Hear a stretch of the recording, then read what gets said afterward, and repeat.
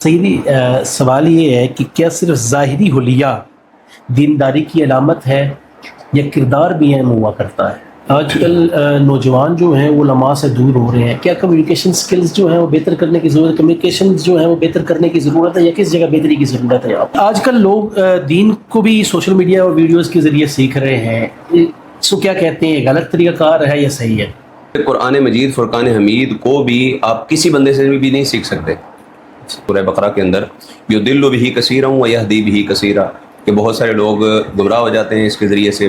میلاد النبی شریف منانے کے حوالے سے آپ اس کی بنیاد کن دلائل سے ثابت کریں گے؟ سوال ہے کہ صحابہ کرام، تابعین یا ائمہ مجتہدین سے میلاد کے حوالے سے کیا عملی یا علمی شواہدات ملتے ہیں؟ اب یہ بھی رٹ لگائی جاتی ہے بدعت ہے، بدعت ہے، یہ بدعت حسنہ ہے، بدعت سیئہ ہے، یہ کیا ہے؟ یہ بھی سمجھا دیں عوام کو، بدعت حسنہ اور بدعت سیئہ کیا ہوتی ہے؟ جلوس میلاد سے دین اسلام کا فروغ ہو رہا ہے یا نقصان ہو رہا ہے؟ اچھا جی، ایک طبقہ ہے وہ کہتا ہے جی یہ فضول خرچی ہے، اسلام تو فضول خرچی سے منع کرتا ہے، آپ چراغاں کرتے ہیں، لائٹیں لگاتے ہیں، جھڑیاں لگاتے ہیں، پیسے لگاتے ہیں، غریب کے بچے کی شادی کر دیا کرے تو کیوں ہی خرچہ کرتے ہیں؟ یہ میلاد منانے کا اصل مقصد کیا ہے؟ اظہار محبت مقصد ہے، دعوت و تبلیغ مقصد ہے، تعلیم سیرت ہے، سیرت کا پیغام دینا، یا کیا ہم پیغام کیا دینا چاہتے ہیں؟ من میں بابا جی رحمۃ اللہ تعالیٰ علیہ کی بات آئی تو مجھے بات یاد آ گئی، وہ آج بھی میں اپنے ذہن میں بات ذہن میں رکھتا ہوں، وہی طور پر اچھا سب وہ جملہ ہے کہنے نزول نال پیار کرنا نے تے انے واہ کرو۔ جو مسلمان میلاد نہیں مناتے ہیں، مسلمان ہیں میلاد نہیں مناتے، کیا ان کے بارے میں آپ کا موقف ہوگا؟ کیا اس کو اختلافی اجتہادی مسئلہ سمجھیں گے یا کیا کہیں گے؟ اچھا جی، میلاد آ گیا اور نعت خوان حضرات اور خطیب حضرات ٹائم دے کے کہتے ہیں سیزن آ گیا، آپ بھی سیزن ہی کہیں گے اس بات سے انجام دیں۔ سیدی میں نے دیکھا ہے کہ گاڑیوں پر بلاکس لگائے جاتے ہیں مکہ مدینہ کے، کیا ہمیں ایک مکہ مدینہ کافی نہیں ہے؟ یہ جہلم کی سرزمین پر دو مقامات ایسے ہیں 12 ربیع الاول کی شام کو، ایک ہے ہم شہر والی جانب جائیں تو بائیں جانب ایک گلی آتی ہے اندر، محلہ پیرا غیب کہتے ہیں اس کو، جی جی، وہاں عورتوں اور مخلوط اجتماع چلتا ہے، جی جی، ٹھیک ہے، میلاد کے نام پر مخلوط اجتماع ہوتا ہے۔ ایک ہے بالکل جی ٹی ایس چوک جائیں جہلم شہر میں تو وہاں پر میلاد کے نام پر مخلوط اجتماع ہوتا ہے، ان دونوں کو بھی ایڈریس کر دیجیے گا۔ سنت کا کیا عقیدہ رکھتے ہیں کہ آپ حضور علیہ السلام کو ذاتی علم غیب حاصل تھا، ذاتی علم غیب حاصل ہے، یا اللہ تبارک و تعالیٰ کی عطا سے بالعطا ہے؟ کون سی صحیح احادیث اس بات پر دلالت کرتی ہیں کہ اللہ تبارک و تعالیٰ نے نبی کریم کو مستقبل کے واقعات، جنت و جہنم، قیامت کی علامات یا دیگر غیبی امور سے آگاہ فرمائے؟ پھر اللہ نے بتایا تو ہم بھی یہی کہہ رہے ہیں، خدا کے بندو اللہ نے بتایا، اللہ نے بتایا، اللہ نے ہی بتایا ہے، اللہ ہی بتانے والا ہے، عالم الغیب اللہ ہی ہے۔ اللہم صلی علی سیدنا و مولانا محمد و آلہ و عطرتہ بعدد کل معلوم لک۔ یقیناً کوثر و تسنیم محشر میں لٹا دیں گے، مگر وائز علی کے نام پر ہی مصطفیٰ دیں گے، اور فرشتے جھوم جائیں گے تو آقا مسکرا دیں گے، لحد میں ہم قصیدہ ان کے حیدر کا سنا دیں گے، اور مریض بغض حیدر کو کہاں اور کیسے جانا ہے، فرشتے قبر میں جہنم کا نقشہ دکھا دیں گے۔ مولانا صاحب نجات شام مجلس علم کے اگلے پروگرام میں کی خدمت میں حاضر ہوں، آپ کا میزبان محمد نعمان سیفی، اور آج کی پوڈ کاسٹ میں کسی تعارف کے محتاج نہیں، آل نبی اولاد علی اسپائر کالج میں لیکچرار ہیں، ایم فل اسلامک اسٹڈیز میں کر چکے ہیں، آل نبی اولاد علی پیر سید عبد الوحید شاہ صاحب کاظمی۔ حضور السلام علیکم۔ وعلیکم السلام۔ اچھا جی، مزاج کیسے ہیں؟ ٹھیک ٹھاک ہیں الحمدللہ جی، اللہ کا فضل ہے۔ سب سے پہلے تو آپ کا شکریہ، آپ نے وقت عنایت فرمایا۔ جزاک اللہ جی، اللہ پاک آپ کو سلامت رکھے۔ یہ آپ کی محبت ہے کہ آپ نے ہمیں یاد کیا، اور انشاءاللہ آپ کے حکم پہ ہم حاضر ہو گئے ہیں۔ اللہ پاک آپ کو سلام۔ حضور سیدی اجازت ہے تو سوالوں کا آغاز کیا جائے؟ جی جی، بسم اللہ۔ سیدی، آپ کا دینی سفر کیسے شروع ہوا اور آپ نے علم دینی حاصل کرنے کا جو فیصلہ ہے وہ کیوں کیا؟ بسم اللہ الرحمن الرحیم، اللہم رب اشرح لی صدری ویسر لی امری واحلل عقدۃ من لسانی یفقہوا قولی۔ حضرت، ہمارا جو دینی سفر ہے نا، یہ کوئی حادثاتی طور پر شروع نہیں ہوا، اور نہ ہی ایسا ہوا ہے کہ دینی سفر کے لیے کسی نے فورس کیا ہو، مدرسے میں ڈال دیا گیا ہو اور پھر بعمر مجبوری دین سیکھنا پڑ گیا ہو، بلکہ دین کا سفر جو شروع ہوا ہے نا میرا، وہ میری دادی جان صاحبہ کی وجہ سے شروع ہوا ہے. اللہ تعالیٰ غریق رحمت فرمائے. آمین آمین. ویسے تو اللہ کی طرف سے دل میں بچپن سے ہی دین سیکھنے کا جذبہ موجود تھا, لیکن اس کے لیے ایسا ذریعہ بنتا ہے, کوئی ایسا سبب بنتا ہے جب بندے کا سفر جو ہے وہ شروع ہوتا ہے. تو دادی جان مرحومہ, ان کے دل میں یہ شوق تھا کہ ان کے بچوں میں, اولاد میں سے کوئی دین سیکھے. تو انہوں نے گھر والوں سے بات کی. میرے بڑے بھائی اور میرا انتخاب کیا گیا. ماشاءاللہ. میرے بڑے بھائی ہیں سید نوید کاظمی صاحب. اچھا ماشاءاللہ. ان کا اور میرا انتخاب کیا گیا. ماشاءاللہ. اور ایسا نہیں کہ کوئی اور بھائی شوق نہیں رکھتا تھا. نوید بھائی سے جو بڑے بھائی ہیں نا, مجھ سے یعنی اوپر تیسرے نمبر پہ جو بھائی ہیں سید نعیم عباس کاظمی, ماشاءاللہ, ان کو بھی بڑا شوق تھا, لیکن اس وقت وہ 8ویں کلاس کے اندر پڑھ رہے تھے. اور یہ شوق ان کے دل میں تھا کہ وہ بھی مدرسے میں جائیں اور دین سیکھیں. لیکن گھر والوں نے مل کر یہ سوچا کہ ان کی عمر بڑی ہو گئی ہے, تو یہ 2 چھوٹے بھائی ہیں, تو ان کو اگر بھیجا جائے گا تو یہ بہتر رہیں گے, تو 2 ہی کافی ہیں. تو 2 کا انتخاب کیا گیا, ہمیں گاڑی میں بٹھا کر بھیجا گیا. جو بڑے بھائی تھے نا سید نعیم عباس کاظمی, ان کے دل میں اتنا شوق تھا کہ وہ تقریباً آدھا کلومیٹر جس گاڑی میں ہم بیٹھ کر نکلے تھے نا گھر سے, اس گاڑی کے پیچھے بھاگتے رہے. آدھا کلومیٹر وہ اس گاڑی کے پیچھے بھاگتے رہے کہ مجھے بھی ساتھ لے کے جائیں, میں بھی جاؤں گا, روتے ہوئے. لیکن اللہ کی طرف سے جس کو چن لیا جاتا ہے وہ اسباب بنتا ہے. اگر اللہ کی طرف سے سید نعیم عباس کاظمی اس فیلڈ میں آتے تو مجھے لگتا ہے کہ شاید ہم سے وہ کہیں گنا زیادہ بہتر انداز میں دین کی خدمت کرتے. لیکن من یرید اللہ بہ خیر یفقہہ فی الدین, جو اللہ تعالیٰ کی طرف سے چن لیا جاتا ہے اسے ہی اللہ تعالیٰ دین کی سمجھ عطا کرتا ہے. تو یہ ابتدا تھی. پھر ابتدائی تعلیم جب ہم نے شروع کی, قرآن مجید سیکھا. حافظ قاری اجاز صاحب ہوتے تھے, ابھی لندن میں ہوتے ہیں, سلیمان پارس کے رہنے والے تھے. دارالعلوم انجمن تعلیم الاسلام کے اندر اس وقت وہ پڑھاتے تھے. ان کے پاس ابتدائی طور پر قرآن سیکھا تھا. پھر بعد میں تجوید و قرات جو ہے وہ قاری محمد افضال نقشبندی صاحب سے سیکھی, اور درمیان میں تھوڑا سا ڈگمگایا, سکول کی طرف رخت سفر باندھا. لیکن پھر صاحبزادہ سید خلیل حسین شاہ صاحب کاظمی, انہوں نے دوبارہ نہ بٹھا کر توجہ دلائی کہ نہیں جی آپ دین کی طرف آئیں, سادات کو دین کی طرف آنا چاہیے, سیکھنا چاہیے, سکھانا چاہیے. تو وہ بھی ایک ذریعہ بنے کہ میں دین کی فیلڈ کی طرف آ گیا. لیکن جب میٹرک کی تو میٹرک کے بعد پھر مائنڈ سیٹ چینج ہو گیا. یہ سوچا کہ یار یہ مولوی فیلڈ کے اندر کیا کریں گے. اور میں سمجھتا ہوں کہ جو ہماری بچپن میں جو ہمارے سامنے لوگ ہوتے ہیں نا, وہ ہمارے لیے مشعل راہ بنتے ہیں. ہم نے بعض ایسے علماء کو دیکھا جو علماء تو نہیں تھے, بس دین کچھ پڑھے ہوئے تھے, وہ ختم وغیرہ پڑھتے اور اس طرح کے معاملات کرتے. تو اس وجہ سے نا تھوڑا سا دین سے بدظن ہو گیا, اور یہ سوچا کہ میٹرک کر کے کہیں باہر نکلیں گے, پیسہ کمائیں گے, کچھ اس فیلڈ میں چلے جائیں گے. لیکن پھر جو دین کی طرف آنے کی وجہ میری بنی درس نظامی سیکھنے کے لیے, وہ ایک بہت بڑا اختلاف ہے دین اسلام کے اندر. اور علماء کہتے ہیں کہ علماء کو جو اختلاف ہے وہ امت کے لیے باعث رحمت ہوتا ہے. صحیح. جب علماء کا اختلاف امت کے لیے باعث رحمت بنتا ہے تو وہ میرے لیے بھی باعث رحمت بنا. اور کون سا اختلاف تھا؟ وہ ہے حضرت امیر معاویہ اور سیدنا علی المرتضیٰ رضوان اللہ رضی اللہ تعالیٰ عنہم کا جو معاملہ ہے. ٹھیک ہے. ان دونوں کے اختلاف کی وجہ سے میرا سفر جو ہے وہ دین کی طرف مزید بڑھا. وجہ یہ تھی کہ جب میٹرک کرنے کے بعد ہم دوست ایک ساتھ بیٹھتے تو آپس میں ڈسکشن ہوتی.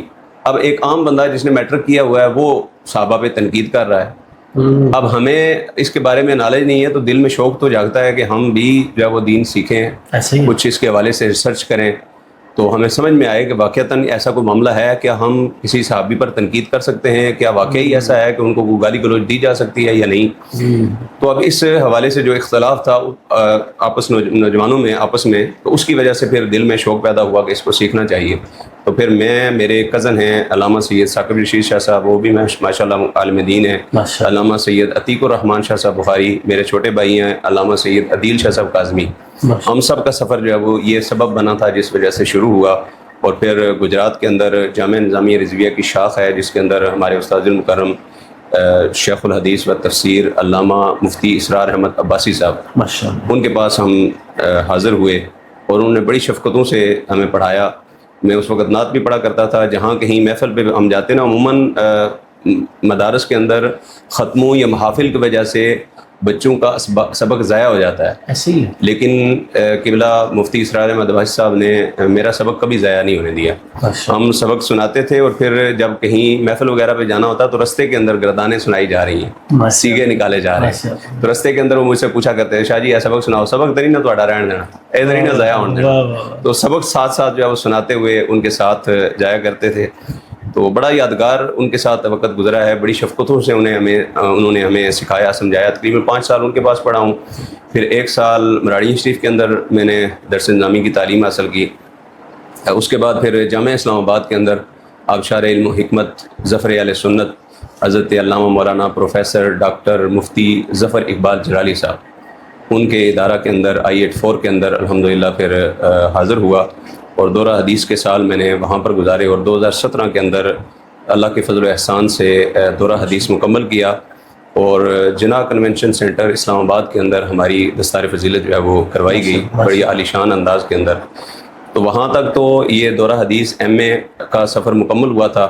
پھر ہمارے دوست ہیں آپ جانتے ہیں ان کو علامہ مفتی عثمان جلالی صاحب, جی جی بالکل, ان کے ساتھ گائے بگائے گفتگو ہوتی رہتی تھی کہ یار MPhil کرنا چاہیے.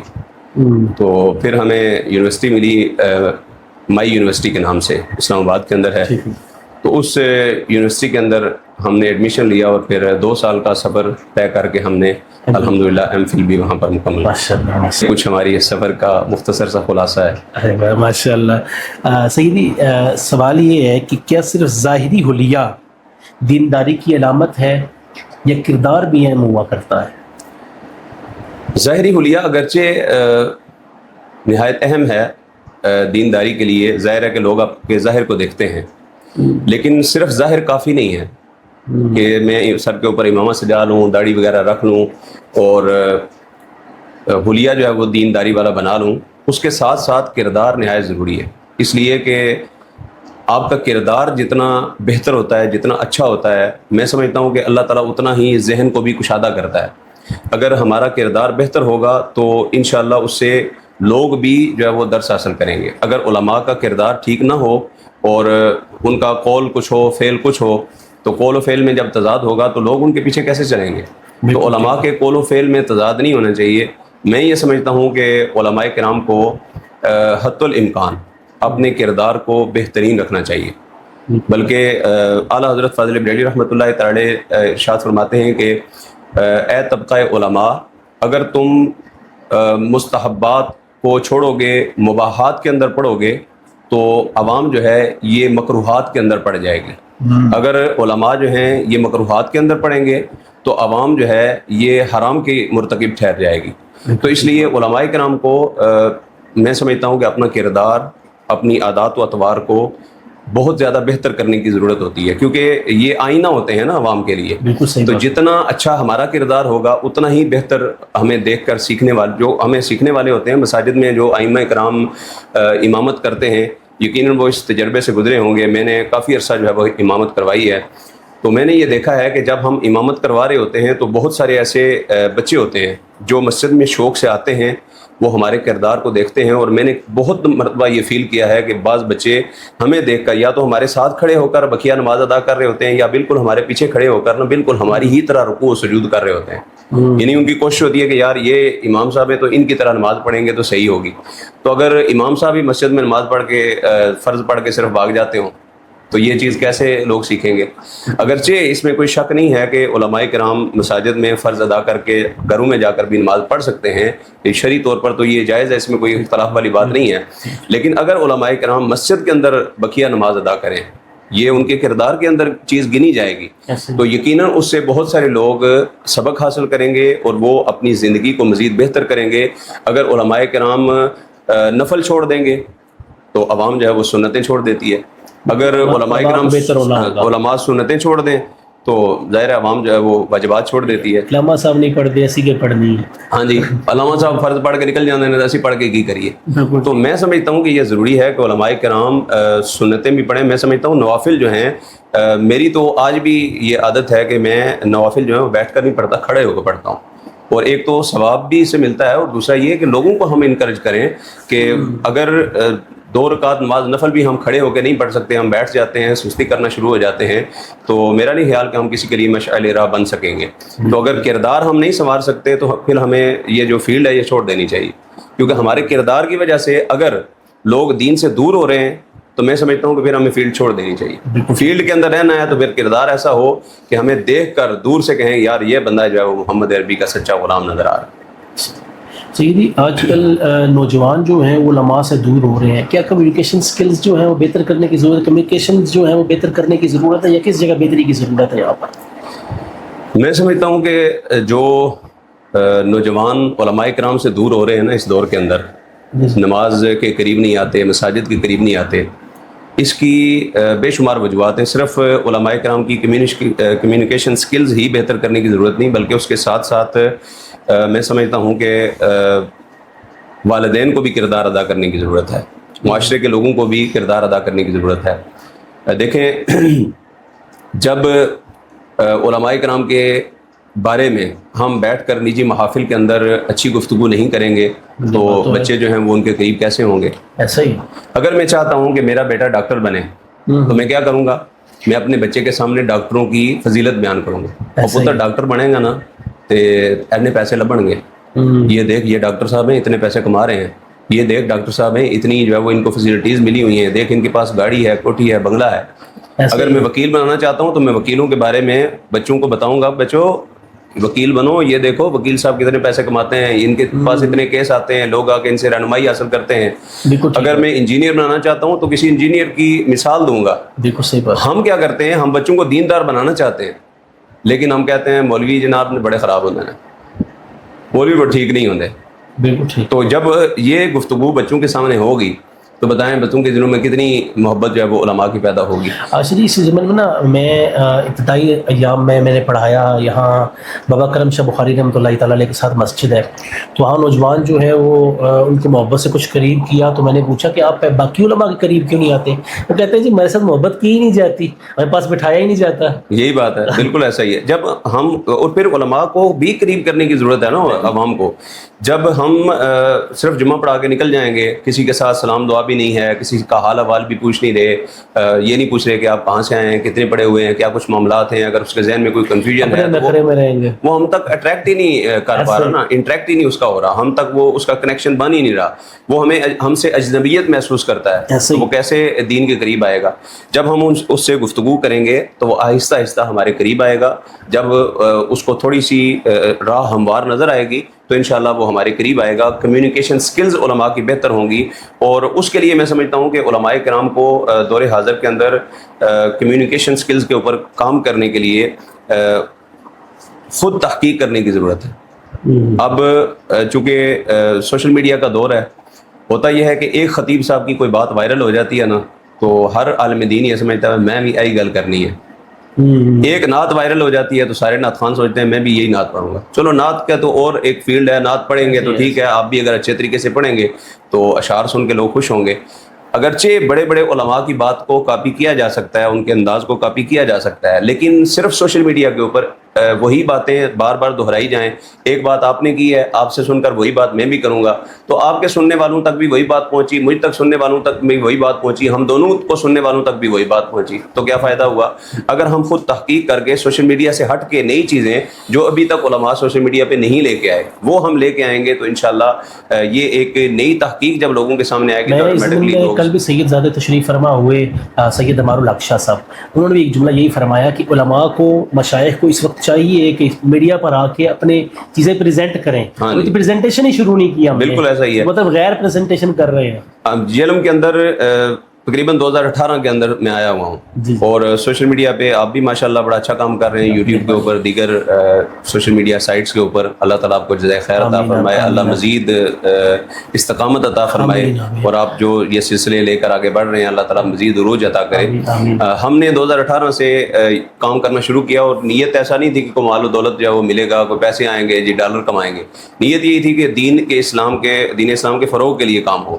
اور ایک وجہ یہ بنی کہ جمعے والے دن جب ہم ممبر کے اوپر بیٹھتے تھے نا تو عموماً آپ نے یہ چیز نوٹ کی ہوگی, آپ کی مسجد میں تو ماشاءاللہ باہر بہت بڑا صحن ہے. میں جس مسجد میں پڑھتا تھا, نماز پڑھاتا تھا, وہاں بھی باہر ہی دھوپ لگتی تھی, تو میں نے دیکھا لوگ آتے ہی نہیں ہیں. اپنے گھر میں بیٹھ کر دھوپ لے رہے ہیں, یا پھر آتے ہیں تو باہر بیٹھ کر نا دھوپ لینا شروع کر دیتے ہیں. تو اب لوگ آئیں گے نہیں تو کیا کریں ہم بات کرنا چھوڑ دیں؟ نہیں. تو ان تک گھر میں بات پہنچانے کے لیے ہم نے کہا یار ریکارڈنگ کر کے سوشل میڈیا کے تھرو کیوں نہ ان تک بات پہنچائی جائے. ہم نے اس پہ کام شروع کیا, اور پھر جہلم کے مختلف علماء کرام کو میں نے یہ دعوت دی کہ آپ بھی یہ کام کریں, تھوڑا بہت سیکھیں. میں نے کہا اگر آپ جب تک سیکھتے نہیں نا تو میں یہ رضاکارانہ طور پر خدمات پیش کرنے کے لیے میں حاضر ہوں. کیا ویڈیو علماء کو میں بھی جناب ایڈیٹنگ کے لیے حاضر ہوں جناب. ہاں میں کہتا ہوں میں بھی جو ہے وہ میں حاضر ہوں, آپ مجھے بھیجیں, میں ایڈٹ کر کے آپ کی ویڈیو جو ہے اپلوڈ کر دوں گا. اور الحمدللہ بہت سارے علماء کو, ہمارا ایک یوٹیوب پہ چینل ہے علماء اہل سنت جہلم, اس پہ آپ دیکھیں گے کہ ہمارے جہلم کے بڑے بڑے علماء جو ہیں, علامہ سید عطا اللہ شاہ صاحب, ان کے بیانات موجود ہیں. علامہ انعام اللہ جلالی صاحب, ان کے بیانات موجود ہیں. علامہ مفتی ثناء اللہ تنویر صاحب, ان کے بیانات موجود ہیں. اسی طرح مفتی حسن رضا یلدرم صاحب, بلکہ حسن رضا یلدرم صاحب بھی سوشل میڈیا پہ نہیں آ رہے تھے. وہ چاہ رہے تھے کہ اچھا جو ہے وہ ایچ ڈی کیمرہ اور اس طرح کا معاملات, یعنی وہ سیٹ اپ چاہتے تھے. تو میں نے ان سے ریکویسٹ کی کہ آپ بھی ہمارے پاس تشریف لائیں, میں جتنی بھی ویڈیوز ہیں آپ ویڈیو یا تو بنوا لیں, نہیں تو ہمارے پاس آ جائیں, میں جو ہے وہ بنا لوں گا ویڈیو. تو میں نے کوشش کی اور کچھ نہ کچھ ہمارا بھی حصہ ہے. مفتی حسن رضا صاحب ماشاء اللہ بڑا اچھا کام کر رہے ہیں, پوڈ کاسٹر بھی ہیں. ہاں الحمدللہ. تو ایک سلسلہ جو ہم نے مطلب انکریج کیا کچھ نہ کچھ, تو الحمدللہ بہت سارے علماء نے اس سے فائدہ حاصل کیا. لیکن ابھی بھی بہت سارے علماء کو کام کی ضرورت ہے. یہ دیکھیں صرف نعمان سیفی صاحب کے یوٹیوب پہ آ جانے سے کسی کا نقصان نہیں ہوگا, فائدہ ہوگا. اور میرے آ جانے سے آپ کا نقصان نہیں ہوگا, بلکہ ہم دونوں کے مل جانے سے اور مزید ہزاروں لوگوں کے ملنے سے یہ کام ہوگا. کیونکہ دور حاضر کے اندر میں سمجھتا ہوں سوشل میڈیا پہ کام کی بہت زیادہ ضرورت ہے. میں سیدی اسٹیون میں ایک جملہ میرے ذہن میں یاد ہے, سید عبداللہ شاہ صاحب لاہور والے بڑے پیارے دوست تھے میرے, بلکہ وہ بڑے ہیں, ہم تو چھوٹے ہیں. تو ان کو میں نے ایک جملہ کہا, میں نے کہا سیدی ہم تو چلے جائیں گے جب تک یہ ویڈیوز رہی, جب تک لوگوں نے سنا ثواب تو چلتا ہے. بالکل یہ چیز, یہ صدقہ جاری ہے, صدقہ جاری ہے, ہم نے چلے جانا ہے. بہت اچھا, بہت سارے لوگ ایسے ہیں, یقین جانے کہ پوری دنیا کے اندر ویڈیوز ہماری جاتی ہیں. تو پوری دنیا کے اندر لوگ ایسے لوگ ہیں جن کو میں جانتا بھی نہیں, اور کہیں نہ کہیں سے وہ نمبر نکال کے رابطہ کر لیتے ہیں, اور بعض اوقات وہ مسائل سیکھ رہے ہیں. بحرین سے رابطے ہو رہے ہیں, امریکہ سے رابطے ہو رہے ہیں, انڈیا سے رابطے کر رہے ہیں دین سیکھنے کے لیے. تو ہم اگر کسی کی خدمت میں کوئی دین کی بات پہنچا سکے ہیں تو میں سمجھتا ہوں اس سے بڑھ کر تو ہمارے لیے شرف کوئی نہیں ہو سکتا کہ گھر میں بیٹھے بیٹھے ہم دین کی بات کر رہے ہیں اور پوری دنیا میں بات پہنچ رہی ہے. تو اس لیے میں سمجھتا ہوں کہ ضرورت اس عمر کی ہے کہ علماء کرام سوشل میڈیا پہ بھی آگے کام کریں. سیدی آج کل لوگ دین کو بھی سوشل میڈیا اور ویڈیوز کے ذریعے سیکھ رہے ہیں, اس کو کیا کہتے ہیں, غلط طریقہ کار ہے یا صحیح ہے؟ سوشل میڈیا سے دین سیکھنا میں سمجھتا ہوں کہ یہ دور حاضر کے اندر ایک بہت بڑی سہولت ہے کہ سوشل میڈیا کے تھرو دین سیکھا جا سکتا ہے. بہت سارے مسائل ایسے ہیں کہ جن مسائل کے لیے بعض اوقات ہم علماء تک رسائی حاصل نہیں کر پاتے, تو سوشل میڈیا سے ہم سرچ کرتے ہیں, سیکھ لیتے ہیں, ہمیں پتہ چل جاتا ہے فوری طور پہ. لیکن سوشل میڈیا کے اوپر ہی مکمل بھروسہ کرنا اور سوشل میڈیا پہ موجود کسی بھی بندے سے دین سیکھ لینا, یہ مناسب طرز عمل نہیں ہے. دیکھیں قرآن مجید فرقان حمید اللہ تبارک و تعالیٰ کی مبارک کتاب ہے. اس قرآن مجید فرقان حمید کو بھی آپ کسی بندے سے بھی نہیں سیکھ سکتے, سکھانے والے کا بڑا اثر ہوتا ہے. قرآن مجید فرقان حمید میں خود اللہ تبارک و تعالیٰ ارشاد فرما رہا ہے سورہ بقرہ کے اندر, یضل بہ کثیرا ویہدی بہ کثیرا, کہ بہت سارے لوگ گمراہ ہو جاتے ہیں اس کے ذریعے سے, بہت سارے لوگ ہدایت پا جاتے ہیں. اور یضل پہلے کہا ہے, یضل پیچھے اللہ تعالیٰ ذکر فرما رہا ہے کہ اللہ مثالیں دیتا ہے, یہ مثالیں عقل والوں کے لیے ہیں, اور یہ مثالیں دے کر اللہ بتا رہا ہے کہ یضل بہ کثیرا ویہدی بہ کثیرا, ان مثالوں کے ذریعے سے بھی بعض لوگ گمراہ ہو جاتے ہیں, بعض ہدایت پا جاتے ہیں. اچھا قرآن مجید تو ہدایت کی کتاب ہے, پھر اس کو پڑھ کر کوئی گمراہ کیسے ہو سکتا ہے؟ یہ سوال کمنٹ باکس میں پہلا آئے گا. ہاں جی, تو بھائی ہدایت کی کتاب کو پڑھ کر بھی کوئی کیا گمراہ ہو سکتا ہے؟ بھائی اللہ تبارک و تعالیٰ فرما رہا ہے کہ گمراہ ہوتا ہے, تو وہ کیسے گمراہ ہوتا ہے؟ وہ ایسے ہی گمراہ ہوتا ہے جو اپنی عقل کے اٹکل پچو دوڑاتا ہے نا, وہ قرآن پڑھ کے بھی گمراہ ہو جاتا ہے. اور جو کسی ہادی, مربی اور رہنما کے ذریعے سے دین سیکھتا ہے تو وہ ہدایت پا جاتا ہے. اس لیے اللہ تبارک و تعالیٰ نے ارشاد فرمایا فاسألوا اہل الذکر ان کنتم لا تعلمون, اگر تم نہیں جانتے تو اہل علم سے رابطہ کرو, اہل علم سے پوچھو. تو یہ پوچھنا بڑا ضروری ہے, اور سوشل میڈیا سے کسی بھی بندے سے آپ دین سیکھیں گے تو بہت سارے مسائل جو ہے وہ درپیش آئیں گے. کسی بھی فیلڈ کا جو اسپیشلسٹ ہے نا, اگر اس سے دین نہیں سیکھا جائے گا تو پھر بہت ساری خرابیاں آئیں گی.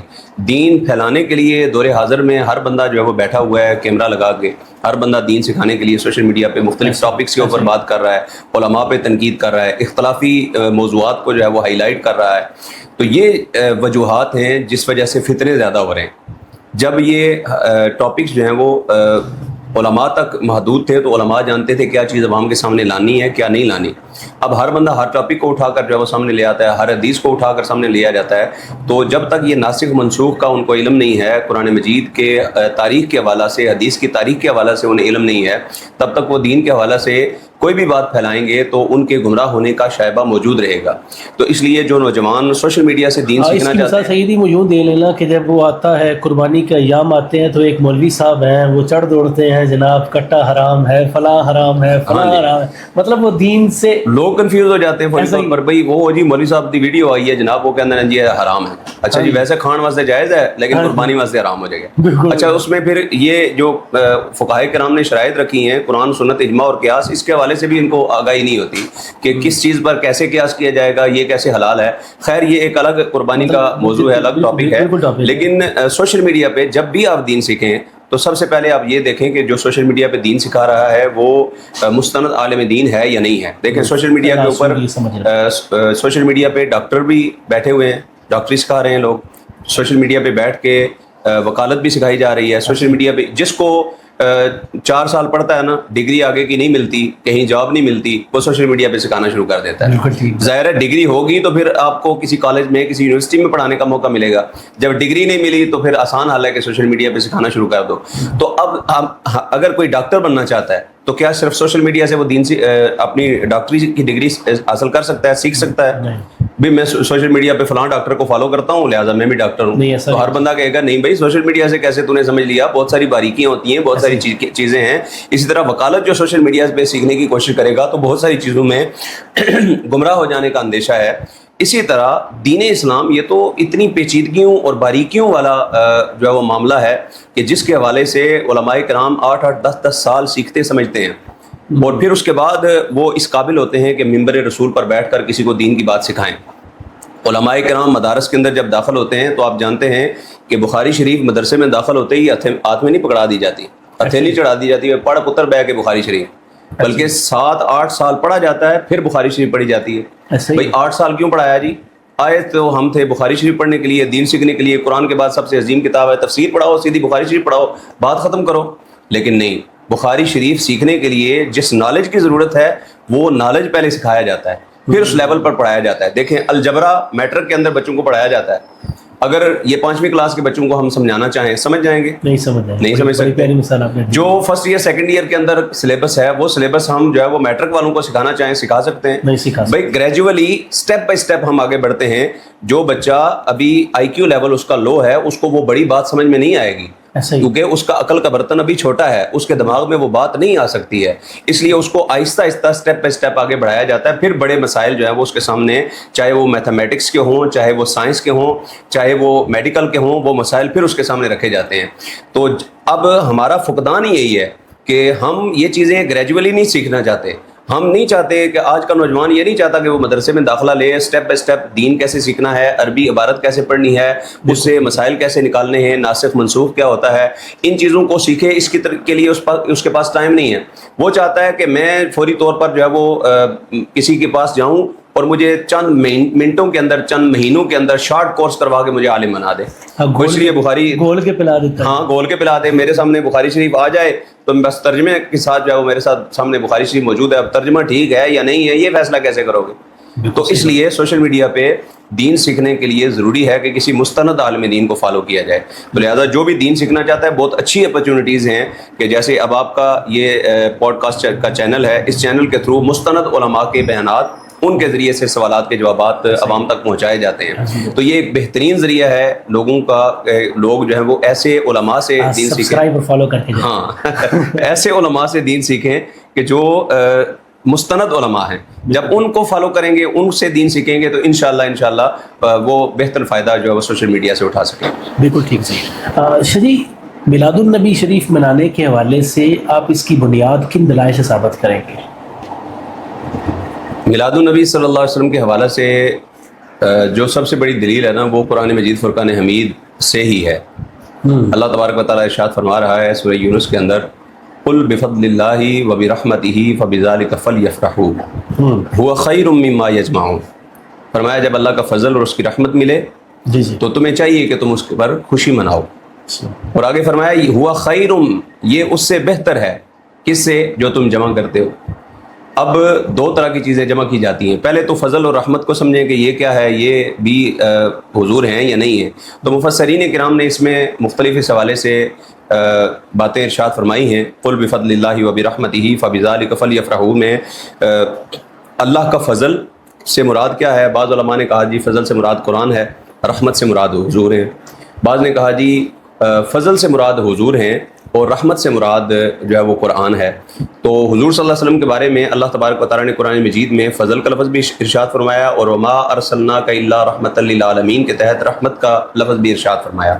تو اس لیے علماء کرام فرماتے ہیں کہ یہاں اس آیت مبارکہ کے اندر فضل سے مراد بھی حضور ہیں اور رحمت سے مراد بھی حضور ہیں. تو اللہ کا فضل اور اس کی رحمت ملے تو خوشی مناؤ. فرمایا یہ اس سے بہتر ہے جو تم جمع کرتے ہو. کیا چیز جمع کی جاتی ہے؟ دینی اعتبار سے اعمال جمع کیے جاتے ہیں اور دنیاوی اعتبار سے مال جمع کیا جاتا ہے. یعنی ہمارے جو اکٹھے کیے ہوئے اعمال ہیں ان اعمال سے بھی اللہ کے فضل و رحمت پر خوشی منانا بہتر ہے، اور ہمارے جو جمع کیے ہوئے مال ہیں ان سے بھی بہتر ہے اللہ کی رحمت اور فضل پر خوشی منانا. لہٰذا معلوم ہوا کہ ہمارے اعمال میں بھی اللہ حضور صلی اللہ علیہ وسلم کی آمد کی خوشی یہ ان سے بھی بہتر ہے، ہمارے مال سے بھی بہتر ہے. لہٰذا یہ خوشی منانا قرآن مجید کی آیت مبارکہ سے ثابت ہوا. اس لیے قرآن مجید فرقان حمید سے پتہ چل گیا کہ حضور کی آمد کی خوشی منائیں گے تو اللہ بھی راضی ہوگا، اس کا رسول بھی راضی ہوگا. سبحان اللہ. صحیح. اگلا سوال ہے کہ صحابہ کرام، تابعین یا ائمہ مجتہدین سے میلاد کے حوالے سے کیا عملی یا علمی شواہدات ملتے ہیں؟ صحابہ کرام اور سلف صالحین کی سیرت میں بے شمار اس کے پہلو ملتے ہیں. سب سے پہلے تو صحابہ کرام کی زندگی ہمارے لیے مشعل راہ ہے. کہا جاتا ہے جی صحابہ نے میلاد منایا. یہ سوال ہوتا ہے صحابہ نے میلاد منایا، سنی کیوں میلاد مناتے ہو؟ یہ تو بدعت ہے. تو صحابہ نے میلاد منایا ہے یا نہیں ہے اس حوالے سے پہلے ریسرچ تو کرو. ہاں جی، وہ کسی نے کہہ دیا نا وہ کتا کان لے گیا تیرا، تے اس کانوں تک کوئی نہیں، کتے مگر دوڑنا شروع ہو گیا. وہ حساب ہے آج کل کے لوگوں کا. کوئی کہہ دیتا ہے نا یہ چیز بدعت ہے تو سرچ نہیں کرتے، تحقیق نہیں کرتے، وہ فوری طور پر جو ہے وہ دوڑ پڑتے ہیں، کہتے ہیں جو تم شرک بدعت کر دے ہو. جی مزارات پہ شرک بدعت ہو رہا ہے جی. کبھی مزارات پہ جا کر نہیں دیکھیں گے کہ وہاں پہ کیا ہو رہا ہے. حالانکہ وہاں پہ جا کے دیکھیں تو پتہ چلے گا وہاں کوئی قرآن پڑھ رہا ہے، کوئی درود شریف پڑھ رہا ہے، کوئی ذکر اذکار کر رہا ہے. تو اسی طرح میلاد شریف کے حوالہ سے صحابہ کرام نے کیا میلاد منایا ہے یا نہیں، تو سیاہ ستہ کے اندر حدیث مبارکہ موجود ہے، مسلم شریف کے اندر حدیث مبارکہ موجود ہے. حضرت ابو ذر غفاری رضی اللہ حضرت ابو سعید خدری رضی اللہ تعالیٰ عنہ سے مروی روایت ہے. وہ فرماتے ہیں کہ صحابہ کرام مسجد نبوی کے اندر بیٹھے ہوئے تھے کہ حضور صلی اللہ علیہ وسلم تشریف لائے. حضور صلی اللہ علیہ وسلم اپنے حجرے سے تشریف لائے اور آقا دو عالم صلی اللہ علیہ وسلم نے آ کر صحابہ سے سوال کیا، ما اجلسکم، اے صحابہ یہ جلسہ کیسا ہے. اسی حدیث کے الفاظ سے علماء کرام کہتے ہیں کہ اجلسکم سے جلسہ ثابت ہوتا ہے. بالکل ٹھیک. ما اجلسکم یہ مطلب جلسہ کیسا ہے، کیوں بیٹھے ہوئے ہو. صحابہ کرام حلقہ لگا کر بیٹھے ہوئے تھے تو حضور نے آتے ہی پوچھا ما اجلسکم، اے صحابہ یہ جلسہ کیسا ہے. تو صحابہ کرام نے جو جواب دیا وہ بڑا ہی کمال تھا.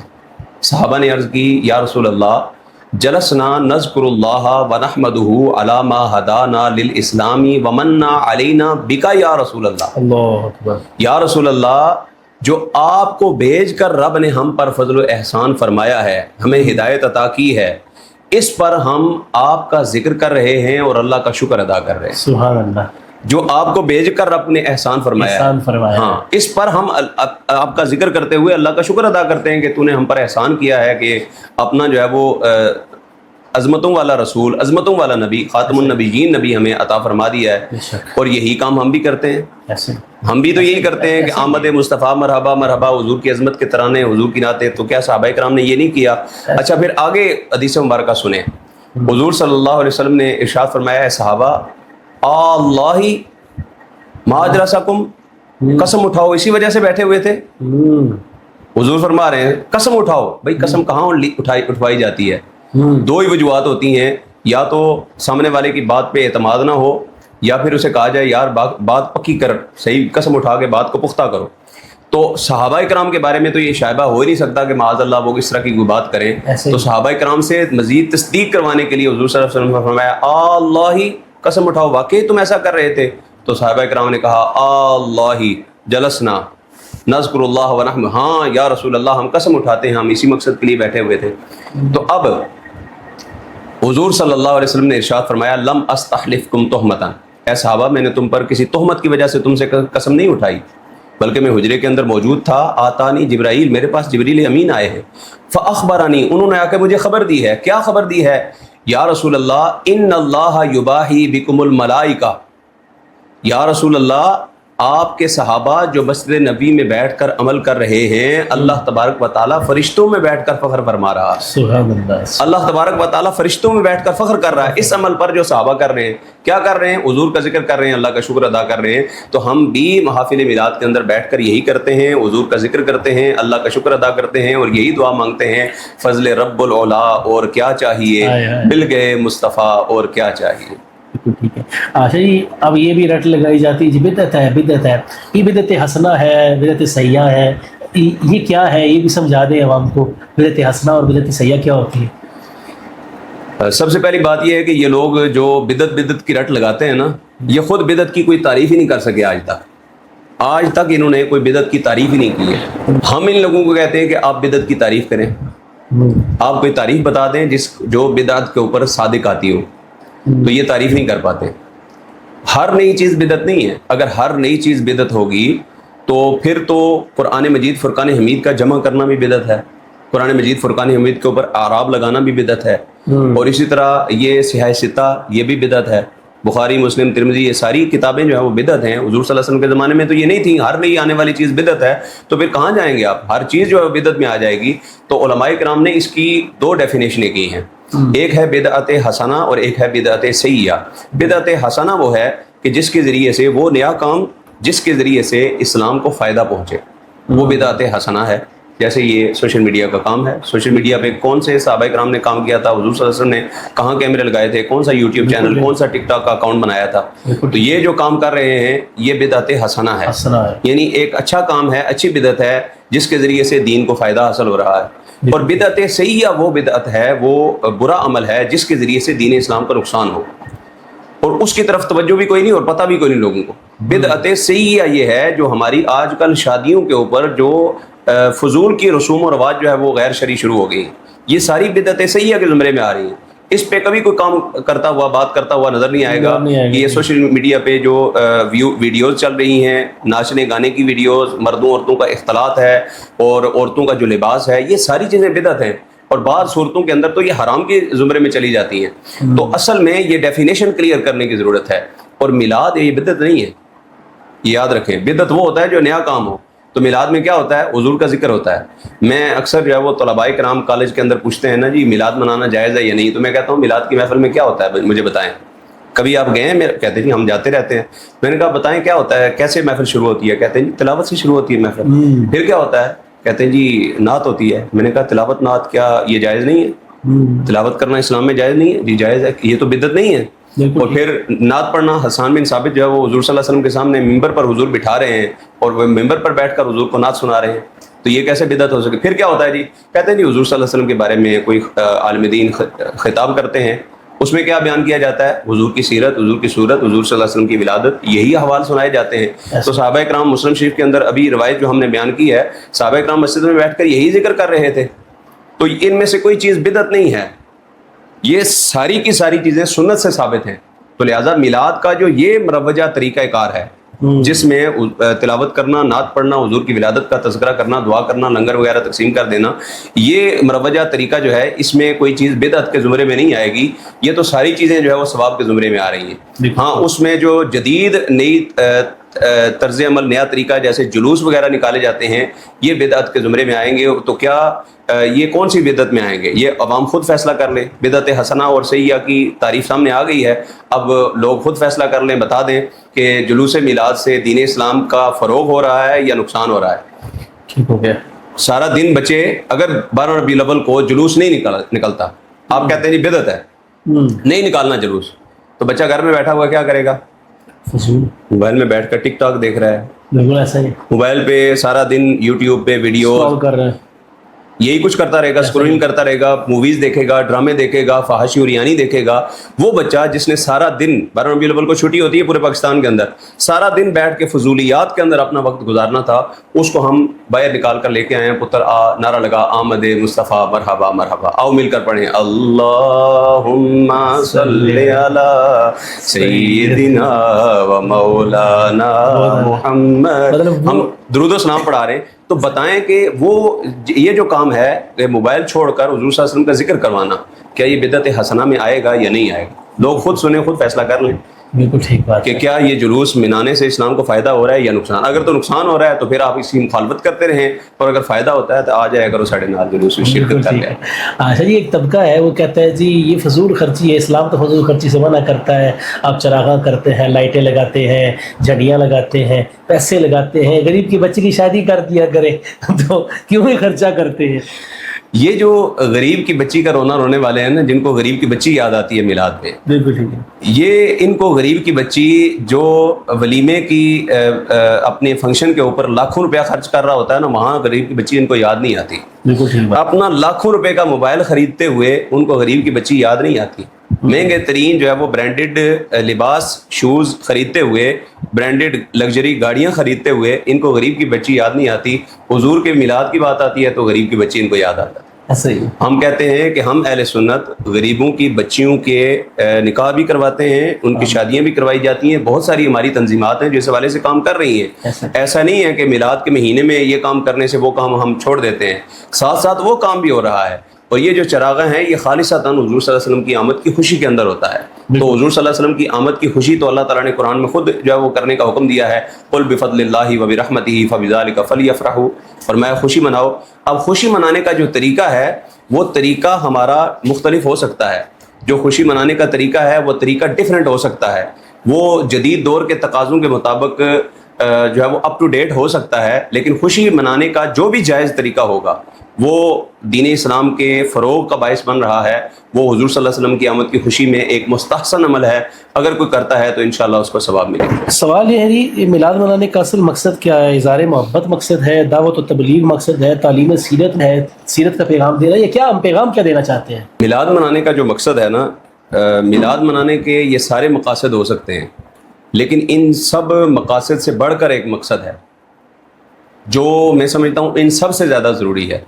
अगर वो मकसद हासिल हो जाए तो ये सारे मकसद उसके अंदर शामिल हो जाएंगे। मिलाद मनाने का जो मेन मकसद है वो मैं समझता हूँ कि मोहब्बत मुस्तफ़ा को आम करना, हर सीने के अंदर, हाँ, हर सीने के अंदर हुजूर सल्लल्लाहु अलैहि वसल्लम की मोहब्बत को मौजज़न करना, अल्लाह, हुजूर की मोहब्बत का पैगाम उम्मत के सीनों में मुंतकिल करना, ये मिलाद का मकसद है। मेन मकसद ये है, बाकी सारे ज़िमनन इसके ज़िमन में आ जाते हैं। मिलाद की महफ़िल की जब भी बात आती है ना तो बाज़ लोग ये बात छेड़ते हैं, वो कहते हैं जी देखें आप महफ़िल मिलाद मनाते हैं, मिलाद की जो है वो महफ़िल के अंदर आप तकरीरें करते हैं, जलसे करते हैं, लेकिन उससे लोगों का कोई फ़ायदा नहीं होता। इतनी तकरीरें होती हैं अहले सुन्नत की, इतने जलसे होते हैं तो लोगों की इस्लाह कोई नहीं होती, तो क्या फ़ायदा इन जलसों का? तो मैं कहता हूँ कि मिलाद के जो जलसे हैं ना, उन जलसों का मेन मकसद ये नहीं है। मेन मकसद है हुजूर की मोहब्बत मौजज़न करना। क्या लोगों के सीनों के अंदर हुजूर की मोहब्बत दाखिल हो रही है? क्या झूम झूम कर हुजूर की नातें पढ़ी जा रही हैं? जी पढ़ी जा रही है, बढ़ता जा रहा है काम। हाँ, इसका मकसद, इसका मतलब ये है कि मिलाद मुस्तफ़ा मनाने का जो मेन मकसद है वो पूरा हो रहा है। अच्छा, बाज़ लोग अगरचे वो बड़ा अच्छा ज़हन रखते हैं, वो चाहते हैं कि महफ़िल मिलाद के अंदर भी कुछ सीरत के पहलू, कुछ इखलाकी तरबियती बातें की जाएँ। अगरचे नहायत अहम हैं, मिलाद की महफ़िल के अंदर भी इस्लाही गुफ्तगू होनी चाहिए, कुछ न कुछ तरबियती पैगाम भी उलमाए कराम को डिलीवर करना चाहिए।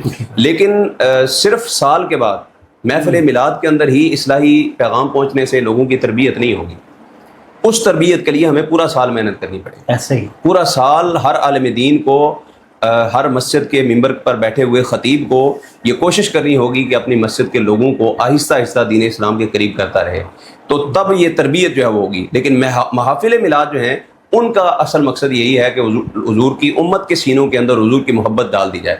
जब मोहब्बत आ जाएगी तो फिर इंशाअल्लाह आहिस्ता आहिस्ता लोग जो हैं वो राह रास्त पर आ जाएंगे। लोगों के सीनों के अंदर जब हुजूर की मोहब्बत दाखिल होगी तो इंशाअल्लाह बहुत सारे नौजवान जो हैं वो अमली एतबार से भी इंशाअल्लाह मुसलमान बनेंगे। और ये میں نے پریکٹیکلی طور پر یہ مثال دیکھی ہے علامہ خادم حسین رضوی کی زندگی کے اندر رحمۃ اللہ تعالیٰ علیہ. علامہ خادم حسین رضوی رحمۃ اللہ تعالیٰ علیہ کے جتنے بھی چاہنے والے نوجوان ہیں، میں نے دیکھا ہے کہ ان کے بیانات سن کر، ان کی محبت رسول کا پیغام سن کر جتنے بھی نوجوان ان کے قریب ہوئے ہیں نا، اگر انہوں نے داڑھی نہیں رکھی ہوئی تھی تو انہوں نے داڑھی رکھ لی ہے. اگر وہ نماز نہیں پڑھتے تھے تو بہت سارے جو ہے وہ نمازی بن گئے ہیں. اس کا مطلب ہے کہ مین چیز ہے محبت رسول. اگر سینے کے اندر عشق رسول ہوگا تو ایٹومیٹکلی حضور صلی اللہ علیہ وسلم کی سنت سے بھی محبت ہوگی، حضور کے کردار سے بھی محبت ہوگی، حضور کے افکار و نظریات سے بھی جو ہے وہ محبت ہو جائے گی. جب یہ محبت سینے کے اندر موجزن ہوگی تو انشاءاللہ امید ہے کہ وہ حضور صلی اللہ علیہ وسلم کی سیرت کو بھی اپنانے کے قابل بن جائے گا. اس ضمن میں بابا جی رحمۃ اللہ تعالیٰ علیہ کی بات آئی تو مجھے بات یاد آ گئی، وہ آج بھی میں اپنے ذہن میں وہ بات ذہن میں رکھتا ہوں. طور پر اچھا صاحب وہ جملہ ہے کہ نزول نال پیار کرنا نے تے انے واہ کرو. ہاں جی بے شک. چوں چرا ادھر ادھر دی گلاں ادھر نہیں ہو سکتی ہیں. بے شک بے شک. حضور سے پیار کرنا ہے تو انے واہ پیار کرے. بڑا اہم سوال ہے سیدی، جو مسلمان میلاد نہیں مناتے ہیں، مسلمان ہیں میلاد نہیں مناتے، کیا ان کے بارے میں آپ کا موقف ہوگا؟ کیا اس کو اختلافی اجتہادی مسئلہ سمجھیں گے یا کیا کہیں گے؟ اجتہاد کا لفظ تو یہاں میرے خیال میں مناسب نہیں ہے. اجتہاد کرنا تو فقہائے کرام کا کام ہے. لیکن جو لوگ میلاد نہیں مناتے یہ اگر ہم ہوتے ہیں نا سخت مزاج، جیسے کہ اہل سنت کے بارے میں یہ مشہور کیا جاتا ہے کہ اہل سنت جو ہیں وہ فوری طور پر کسی کو کافر ڈکلیئر کر دیتے ہیں یا ایسے فتویٰ باز ہوتے ہیں، تو پھر فوری طور پر یہ فتوے لگ جاتے. جیسے ہم میلاد مناتے ہیں تو ہم پر فتویٰ لگ جاتا ہے جی یہ بدعت کر رہے ہیں، یہ شرک کر رہے ہیں معاذ اللہ. تو جو ہم پر یہ فتوے لگاتے ہیں ہم ان پر فتویٰ نہیں لگاتے. بالکل ٹھیک ہے. وہ ہم پر فتویٰ لگاتے ہیں تو لگاتے رہیں، یہ ان کی جو ہے وہ کم علمی ہے یا جو بھی ان کی عقائد و نظریات ہیں. ہم ان پر فتویٰ نہیں لگاتے اس لیے کہ میلاد مصطفیٰ منانا یہ اہل سنت کے نظریے کے مطابق ایک مستحب عمل ہے. میلاد مصطفیٰ کا جو مروجہ طریقہ کار ہے اس کے مطابق منانا، اس میں مین چیز یہ ہے حضور صلی اللہ علیہ وسلم کی آمد کی خوشی. اور حضور صلی اللہ علیہ وسلم کی آمد کی خوشی اگر کسی کے دل کے اندر نہیں ہے نا، اتنی سی محبت بھی اگر کسی کے دل کے اندر نہیں ہے، اتنی خوشی بھی دل کے اندر نہیں ہے، اس اعتبار سے میلاد منانے کے اعتبار سے پھر تو وہ دائرہ اسلام سے ہی خارج ہے. جس کو حضور صلی اللہ علیہ وسلم کی آمد کی اتنی بھی خوشی نہیں ہے کہ حضور صلی اللہ علیہ وسلم دنیا میں تشریف لائے ہیں، ہم حضور کی امت ہیں، پھر تو وہ دائرہ اسلام سے خارج ہو جائے گا. لیکن مروجہ طریقے سے اگر کوئی میلاد نہیں مناتا، مروجہ طریقے سے، ہاں مروجہ طریقے سے جس طریقے سے ہم میلاد مناتے ہیں، اگر اس طریقے سے کوئی حضور صلی اللہ علیہ وسلم کی آمد کی خوشی نہیں مناتا، کوئی جلوس میں نہیں نکلتا، کوئی کسی محفل میں شرکت نہیں کرتا، تو ہم اس کو جو ہے وہ نہ بدعتی قرار دیتے ہیں نہ مشرک قرار دیتے ہیں، ہم اس کو مسلمان بھائی قرار دیتے ہیں اور محبت کے ساتھ دعوت دیتے ہیں کہ آپ بھی ان محافل کے اندر شرکت کیا کریں، انشاءاللہ آپ کی محبت کو چار چاند لگ جائیں. اچھا جی، میلاد آ گیا اور نعت خوان حضرات اور خطیب حضرات ٹائم دے کے کہتے ہیں سیزن آ گیا.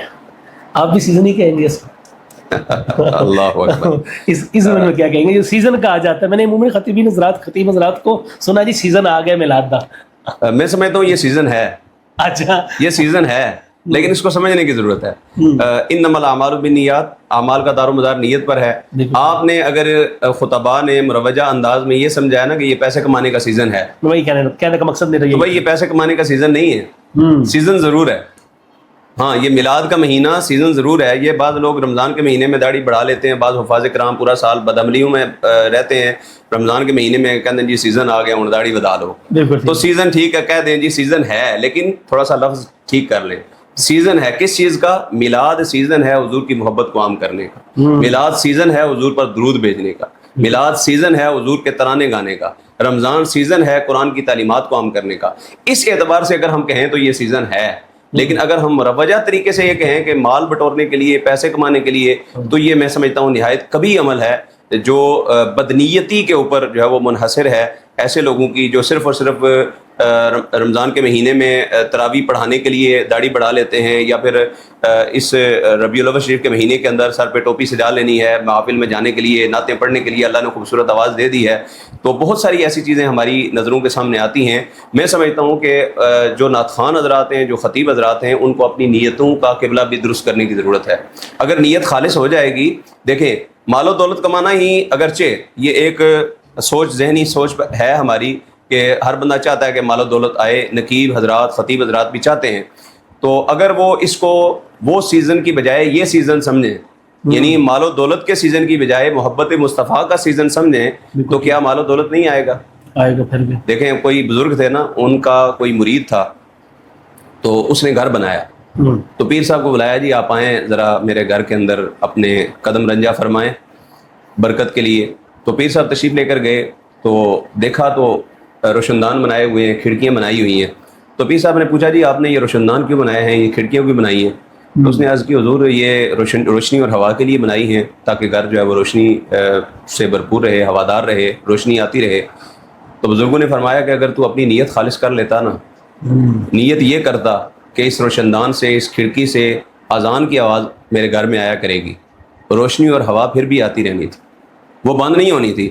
لیکن اگر تو اس نیت سے بناتا نا کہ روشنی اور کھڑکی اور روشن دان یہ اس لیے بنا رہا ہوں کہ یہاں سے اللہ کے ذکر کی آواز، اذان کی آواز میرے گھر میں داخل ہوگی، تو اللہ یہ بھی فائدے تجھے دیتا، روشنی ہوا پھر بھی آتی رہتی، لیکن تیری نیت خالص ہونے کی وجہ سے جب تک یہ کھڑکیاں روشن دان بنے رہتے، اللہ تیرے نامہ اعمال میں اجر و ثواب لکھتا رہتا، اس لیے کہ وہ عمل نیت بدل جانے کی وجہ سے صدقہ جاریہ کا باعث بن گیا، ثواب کا باعث بن گیا۔ لہٰذا جو نعت خوان، جو خطباء کرام، میں سمجھتا ہوں کہ اس کو اس رنگ میں یہ سمجھتے ہیں کہ جی یہ سیزن ہے پیسے کمانے کا، یہ سیزن ہے جو محفلیں لگانے کا، اس اعتبار سے جو سمجھتے ہیں وہ اگر اپنی نیت کو خالص کر لیں تو انشاءاللہ ان کو پیسے پھر بھی ملیں گے، مال و دولت پھر بھی اللہ عطا کرے گا، عزتیں بھی عطا کرے گا، لیکن نیت اپنی خالص کریں کہ اللہ رسول کی رضا کے لیے نعت پڑھیں، اللہ رسول کی رضا کے لیے، دین اسلام کے فروغ کے لیے خطباء بھی جو ہیں وہ اپنی خدمات سر انجام دیں۔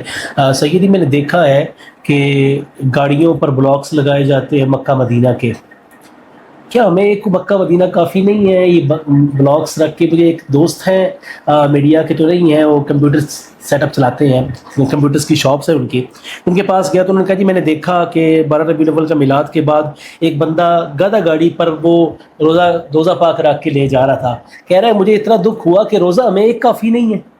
میں اس میں پوچھنا چاہوں گا کہ یار یہ جو ہم نے ایکسٹرا چیزیں ڈالنی ہیں، روزہ پر بنانا ہے گاڑی کے اوپر اور جناب پھر اس کو اٹھا کے پھینک دینا ہے، پورا سال کے بعد پھر اٹھا کے رکھنا ہے شو پیس کے لوگوں کو دکھانے کے لیے، کیا یہ بہتر طریقہ ہے؟ میں سمجھتا ہوں کہ یہ دو پہلو ہیں اس کے۔ ایک یہ ہے کہ ادب والا پہلو ہے کہ اگر آپ محبت میں یہ روزہ بنا دیتے ہیں، حضور صلی اللہ علیہ وسلم کا کعبۃ اللہ کی تشبیہ بنا دیتے ہیں اور اس کو کسی گاڑی کے اوپر رکھا ہوا ہے۔ ایک چیز ایڈ آن کرنا چاہتا ہوں، جہلم کی سرزمین پر 2 مقامات ایسے ہیں 12 ربیع الاول کی شام کو، ایک ہے ہم شہر والی جانب جائیں تو بائیں جانب ایک گلی آتی ہے اندر، محلہ پیرا غیب کہتے ہیں اس کو، جی وہاں عورتوں اور مخلوط اجتماع چلتا ہے، جی ٹھیک ہے، میلاد کے نام پر مخلوط اجتماع ہوتا ہے۔ ایک ہے بالکل جی ٹی ایس چوک جائیں جہلم شہر میں تو وہاں پر میلاد کے نام پر مخلوط اجتماع ہوتا ہے، ان دونوں کو بھی ایڈریس کر دیجیے گا۔ جی بالکل یہ ضروری ہے۔ جہاں تک یہ بات ہے نا کہ ماڈل بنانا، کعبۃ اللہ اور گنبد خضرا کا ماڈل بنانا، تو اگر مطلقاً کہا جائے تو یہ جائز ہے، یعنی حضور صلی اللہ علیہ وسلم کے روزے کی تشبیہ بنانا، تصویر بنانا یا ماڈل بنانا عذر شرع تو یہ جائز ہے، ایک اچھا عمل ہے کہ اس کی محبت میں ہم تصویر بنا کے گھر میں رکھ لیتے ہیں، باعث برکت مساجد میں ہم تصاویر بنا دیتے ہیں، کوئی ماڈل بنا کے رکھ لیتا ہے، لیکن یہ جو وجہ طریقہ کار رنگ اختیار کر گیا ہے، جیسے آپ نے 2 مقامات کی طرف نشاندہی کی ہے، پیرا غیب کے اندر اور جی ٹی ایس چوک کے اندر، یہ جو مردوں عورتوں کا اختلاط ہوتا ہے، اگر کسی جگہ پہ کوئی حضور صلی اللہ علیہ وسلم کی محبت میں ماڈل بناتا ہے اور وہاں پر مخلوط نظام کی وجہ سے، مردوں عورتوں کے اختلاط کی وجہ سے وہاں دین اسلام کی شریعت کی دجیاں اڑتی ہیں، تو میں سمجھتا ہوں یہ باعث ثواب نہیں باعث گناہ بن جائے گا۔ یہ جو ماڈل بنانا ہے سمجھنے کی، ہاں، اس مقام پر، ایسے مقام پر ماڈل بنانا جہاں پہ سب کو پتہ ہے کہ لوگ آتے ہیں، مردوں عورتوں کا اختلاط ہوتا ہے، بدنگاہی ہوتی ہے، بے پردگی ہوتی ہے، تو اب جب آپ کو پتہ ہے کہ ہمارا اس ماڈل بنانا اور اس جگہ پہ لوگوں کا آنا بدنگاہی کا باعث بنتا ہے، بے پردگی کا باعث بنتا ہے، مردوں عورتوں کے اختلاط کا باعث بن رہا ہے، تو اب ایسی مقام پر بنانا ہی نہیں چاہیے۔ یہ تو بنانے والوں کو خود شعور ہونا چاہیے، آپ محبت مصطفیٰ عام کر رہے ہیں یا فحاشی اور یعنی عام کر رہے ہیں۔ بھائی 12 ربیع الاول اور جتنی بھی ہماری خواتین ہیں وہ جو یہ شوق رکھ کے گھروں سے باہر نکلتی ہیں، جی ہم جو ہے وہ لائٹنگ دیکھنے جا رہی ہیں، ہم ماڈل دیکھنے جا رہی ہیں، ہم جو ہے وہ پہاڑیاں دیکھنے کے لیے جا رہی ہیں، تو میں سمجھتا ہوں کہ ان خواتین کو اپنے گھروں کے اندر رہنا چاہیے۔ ان خواتین کو بہت سارے مقامات پر گھر سے باہر نکلنے سے منع کیا گیا ہے، شریعت نے جب انہیں روکا ہے کہ بازار کے لیے جاتے ہوئے بھی گھر سے اجازت لے کر نکلو، باپردہ نکلو، تو اب ماڈل دیکھنے کے لیے، لائٹنگ دیکھنے کے لیے گھر سے نکلنے کی کہاں اجازت ہے؟ ہاں، اگر نکلنا چاہتی ہیں باپردہ ہو کر نکلیں، اور پھر اختلاط والی جگہوں سے اگر عورتیں بچتی ہیں جہاں مردوں عورتوں کا اختلاط ہوتا ہے وہاں ان جگہوں سے بچتی ہیں. ویسے شہر کے اندر جہاں جہاں لائٹنگ ہے وہاں سے گزرتے ہوئے نظارہ اگر کر لیتی ہیں تو یہ ضروری شرع جائز ہے. لیکن جہاں پر اختلاط ہوتا ہے مردوں عورتوں کا, میں سمجھتا ہوں کہ وہاں پر ماڈل بنانا یہ شدید مکروہ اور ناجائز عمل ہے. لہٰذا وہاں پر وہ جو ثواب سمجھ کے کر رہے ہیں نا وہ یہ چیز جانیں, علماء کرام سے رہنمائی حاصل کریں کہ کیا یہ ماڈل ہم جو بنا رہے ہیں یہ باعث ثواب ہیں, اور پھر ماڈل جب استعمال ہو گیا سال کے بعد پھر 12 ربیع الاول تک استعمال ہونا ہے, تو اب وہ ماڈل آپ نے کہاں پر رکھنا ہے, کس جگہ پہ آپ نے رکھا ہوا ہے؟ کسی کباڑ خانے کے اندر رکھا ہوا ہے, کسی جو ہے وہ پرانے آپ نے سامان والے جگہ کے اوپر پورا سال رکھا ہوا ہے جہاں پہ دھول مٹی پڑتی ہے, اسی کے ساتھ آپ نے جوتے بھی رکھے ہوئے ہیں, اسی کے ساتھ آپ نے دیگر اشیاء بھی رکھی ہوئی ہیں, تو یہ تو شدید بے ادبی ہے گنبد خضرا کی, یہ تو کعبۃ اللہ کی بے ادبی ہے. تو آپ چلے تھے ثواب کمانے, ایک دن تو چلیں آپ نے کچھ ثواب ہو سکتا ہے کہ کما بھی لیا ہو, پورا سال آپ گناہ جو ہے وہ حاصل کر لیں. تو اس لیے اس کا خیال رکھنا بھی نہایت ضروری ہے. یعنی اس پر احتیاط کرنی چاہیے ماڈلز کے حوالے سے بھی ہمیں بہت زیادہ احتیاط کی ضرورت ہے, بہت زیادہ احتیاط. شری اہل سنت کا کیا عقیدہ رکھتے ہیں کہ آپ حضور علیہ السلام کو ذاتی علم غیب حاصل تھا, ذاتی علم غیب حاصل ہے, یا اللہ تبارک و تعالیٰ کی عطا سے بالعطا ہے؟ علم غیب کے حوالہ سے اہل سنت کا جو موقف ہے وہ قرآن مجید فرقان حمید سورہ جن کے اندر اللہ تبارک و تعالیٰ نے جو آیت مبارکہ ارشاد فرمائی ہے نا, عالم الغیب فلا یظہر علی غیبہ احدا. اچھا, اسی آیت مبارکہ کو پڑھ کر لوگ گمراہ بھی کرتے ہیں. وہ ہم نے پہلے پڑھا, لوگ گمراہ بھی ہو جاتے ہیں اور ہدایت بھی بالکل, لوگ آدھی بات بتاتے ہیں گمراہ کر دیتے ہیں. عالم الغیب, اللہ غیب کا جاننے والا ہے, فلا یظہر علی غیبہ احدا, اور کسی پر وہ غیب کو ظاہر نہیں کرتا. اتنی سی بات بتا کر وہ گمراہ کرتے ہیں. اللہ تو کسی پر غیب ظاہر ہی نہیں کرتا. دیکھو جی, یہ کہتے ہیں جی رسول غیب جانتے ہیں, تو رسول کیسے غیب جانتے ہیں؟ قرآن تو کہہ رہا ہے کہ اللہ تعالیٰ تو غیب کسی کو بتاتا ہی نہیں ہے. تو ہم کہتے ہیں بھائی آدھی ادھوری بات پڑھ کر گمراہ نہ کریں. ہاں, رکو ذرا صبر کرو, آگے بھی پڑھ لو تھوڑا سا.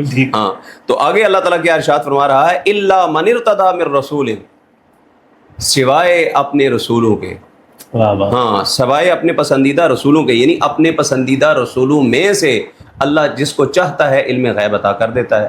اور پھر حضور صلی اللہ علیہ وسلم کو اللہ تبارک و تعالیٰ نے یہ جو علم عطا فرمایا ہے, اس کے حوالے سے اہل سنت کا جو نظریہ ہے وہ یہ نہیں ہے کہ حضور صلی اللہ علیہ وسلم بغیر کسی کی عطا کے علم غیب رکھتے ہیں, بلکہ اہل سنت کا نظریہ یہ ہے کہ علم غیب ذاتی جو ہے وہ اللہ تبارک و تعالیٰ کی وراثت ہے. ہاں, یہ بات سمجھنے کو ہے جی. ہاں, علم غیب ذاتی جو ہے یہ اللہ تبارک و تعالیٰ کے پاس ہے. ذاتی طور پر کسی بھی بندے کے پاس, دنیا کے کسی انسان کے پاس بھی علم غیب نہیں ہے. حضور صلی اللہ علیہ وسلم کے پاس جو علم غیب ہے وہ اللہ تبارک و تعالیٰ کی عطا سے ہے, اللہ کی عطا سے ہے. اور اس پر اللہ نے قرآن مجید میں ارشاد فرما دیا, فلا یظہر علی غیبہ احدا الا من ارتضی من رسول, سوائے اپنے رسولوں کے جنہیں چاہتا ہے. اس کا مطلب ہے کہ اللہ اپنے رسولوں کو جنہیں چاہتا ہے علم غیب عطا کرتا ہے, اور اللہ تبارک و تعالیٰ کی عطا سے ہی حضور صلی اللہ علیہ وسلم جو بھی علم غیب رکھتے ہیں وہ اللہ کی عطا سے رکھتے ہیں. ذاتی طور پر حضور صلی اللہ علیہ وسلم کوئی علم نہیں رکھتے ہیں. جتنا بھی علم غیب ہے اللہ تعالیٰ کا عطا کردہ ہے. یہ گمراہ کیا جاتا ہے, کہتے ہیں جی, یہ کہتے ہیں جی حضور صلی اللہ علیہ وسلم کو علم غیب ہے, اللہ غیب کا جاننے والا ہے, حضور کو کیسے علم غیب ہو گیا؟ تو ہم کہتے ہیں بھائی اللہ تبارک و تعالیٰ ہی غیب ظاہر کرتا ہے, اور اللہ نے ہی حضور صلی اللہ علیہ وسلم کو یہ علم غیب عطا فرمایا ہے. تو جب اللہ ہر چیز پر قادر ہے, اللہ عطا کر سکتا ہے, اللہ نے اس کا قرآن میں اظہار کر دیا ہے, تو پھر ہمارا یہ عقیدہ اور نظریہ بالکل قرآن مجید کے عین مطابق ہے. بالکل ٹھیک ہے. سیدی, کون سی صحیح احادیث اس بات پر دلالت کرتی ہیں کہ اللہ تبارک و تعالیٰ نے نبی کریم کو مستقبل کے واقعات, جنت و جہنم, قیامت کی علامات یا دیگر غیبی امور سے آگاہ فرمائیں؟ جی, اس حوالے سے بے شمار احادیث موجود ہیں صحیح ستہ کے اندر. بخاری شریف کے اندر جو مشہور روایت ہے حضور صلی اللہ علیہ وسلم کی نماز فجر کے بعد ممبر پر جلوہ گر ہونے کی, نماز مغرب تک جو ہے وہ خطبہ ارشاد فرمانے کی سوائے نماز کے اوقات کے. صحابہ کرام فرماتے ہیں کہ حضور صلی اللہ علیہ وسلم نے کائنات کی تخلیق کی ابتدا سے لے کر اس کائنات کے انتہا ہونے, جنتیوں کے جنت میں داخل ہو جانے, جہنمیوں کے جہنم میں داخل ہو جانے تک کا بیان حضور نے ہمیں سکھا دیا. اور فرماتے ہیں کہ جس کو جتنا زیادہ یاد رہا وہ اتنا بڑا عالم بن گیا. وہ جو خطبہ تھا نا حضور صلی اللہ علیہ وسلم کا, نماز فجر سے لے کر شام تک حضور صلی اللہ علیہ وسلم نے خطبہ دیا, اس میں حضور نے سارے علوم عطا فرما دیے. اور اس سے ہٹ کر اگر ہم دیکھیں تو حضور صلی اللہ علیہ وسلم جب معراج پر تشریف لے کر گئے ہیں, بہت ساری غیب کی خبریں حضور صلی اللہ علیہ وسلم پر ظاہر ہوئی ہیں, اور پھر قیامت کے حوالے سے جو احوال ہیں وہ سارے کے سارے غیب ہیں, اور وہ سارے کے سارے حضور نے ہمیں بتائے ہوئے ہیں. اچھا, ایک طرف سے یہ انکار کرتے ہیں, کہتے ہیں حضور کو علم غیب نہیں ہے, اور دوسری طرف سے کہتے ہیں محمد مصطفیٰ صلی اللہ علیہ وسلم نے فرمایا قیامت والے دن یہ معاملہ ہوگا. ادھر سے مان بھی رہے ہیں کہ حضور نے بتایا ہے, اور ادھر سے کہتے ہیں حضور کو پتہ نہیں ہے. بھائی یہ کیسے پتہ ہے؟ کہتے ہیں جی یہ تو پھر اللہ نے بتایا. تو ہم بھی یہی کہہ رہے ہیں خدا کے بندو اللہ نے بتایا. اللہ نے بتایا, اللہ نے ہی بتایا ہے, اللہ ہی بتانے والا ہے, عالم الغیب اللہ ہی ہے, اور اللہ نے ہی جو چاہا ہے اپنے حبیب کو عطا فرما دی ہے. میری ان 2 سوالات کا مقصد یہ تھا کہ ایک دیوبندی عالم دین جو ہے وہ سوشل میڈیا پر پوڈ کاسٹ کرتے ہیں, اور پوڈ کاسٹ میں کہتے ہیں جی جو اہل سنت بریلوی وقفہ فکر سے تعلق رکھتے ہیں وہ پھر ذات علم غیب مصطفیٰ مانتے ہیں. میں نے کہا یار کب مانتے ہیں, یہی تو ہم بتانا چاہتے ہیں آج کی ویڈیو میں, اصل یہی تو بتانا چاہتے ہیں. بالکل ایسا ہی ہے, بے ذات نہیں بالعطا مانتے ہیں. تو حضور ایسا تو, اور وہ ہے نا کیا نہا ہو بلا تم پہ کروڑوں, اور کیا غیب تم پہ نہا ہو بلا. یہ اعلی حضرت نے کیا خوبصورت کمال کیا بھائی. اور کیا غیب تم پہ نہا ہو بلا, جب نہ خدا ہی چھپا تم پہ کروڑوں درود. جب خدا ہی نہیں چھپا تو سب سے بڑا غیب ہے, تو پھر اور پیچھے کیا غیب ہے. سبحان اللہ سبحان اللہ. سیدی آپ کا آخر میں ایک سوال ہے کہ آپ کے پاس, میری عموماً پوڈ کاسٹ میں یہ ہوتا ہے علماء تشریف فرما ہوتے ہیں, میں ان سے ایک شعر سنتا ہوں, تو آج بھی ہماری آڈینس کو آپ ایک شعر سنا دیں جناب, اپنا پسندیدہ شعر جو ہے وہ ارشاد فرما دیں. دیکھیں حضور صلی اللہ علیہ وسلم کی محبت میں جس نے بھی شعر لکھا ہے نا وہ ہمارا پسندیدہ ہے, اور جہاں جہاں حضور کی محبت کا پیغام ہے وہ ہمارے لیے پسندیدہ ہی ہے, کوئی ناپسندیدہ نہیں ہو سکتا.